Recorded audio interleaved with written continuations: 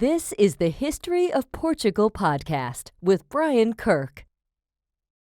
Welcome back, everybody. This is Brian Kirk with Eat to Mount B, taking the road less traveled, with episode 92 of the History of Portugal podcast. We're continuing on with the Caliphate of Cordoba. We're talking about the fall of the Caliphate of Cordoba. Okay, we continue on. The death of Al-Hakam II in 976 marked the beginning of the end of the Caliphate. For his death, Al-Hakam named his only son, Hisham II, his successor. Although the 10-year-old child was ill-equipped to be a caliph, Al-Mansur ibn Abi Amir, top advisor to Al-Hakam, also known as Al-Mansur, who had sworn an oath of obedience to Hisham II, pronounced him caliph in 996.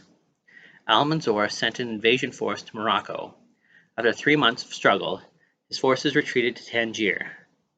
Al-Mansur then sent a powerful reinforcement under his son Abd al-Malik. The armies clashed near Tangier. The Umayyads would enter Fez on October 13, 998. Once the gates of the city were opened, Al-Mansur had a great influence over Subh.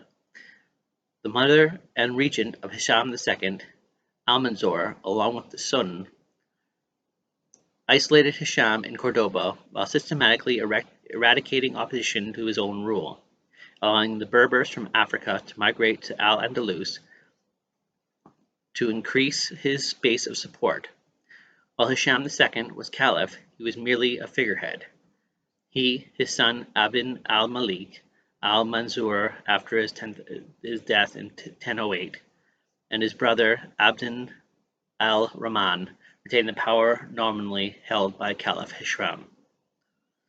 However, during a raid on the Christian north, revolt tore through Cordoba, and Abd al-Rahman never returned. The title of caliph became symbolic, without power or influence.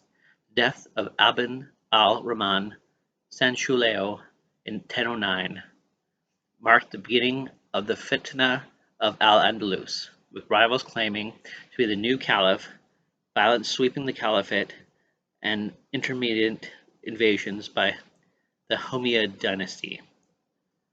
Beset by factionalism, the caliph crumbled in 1031 into a number of independent taifas, including the Taifa of Cordoba, Taifa of Seville, Taifa of Zarzoga.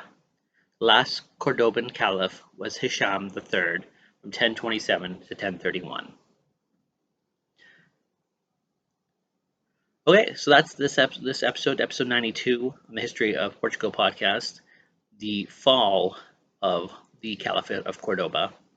Next week we go on to episode 93 with the reform of army and administration. Till next time, keep eating your own beat, take the road less traveled, and have a great day.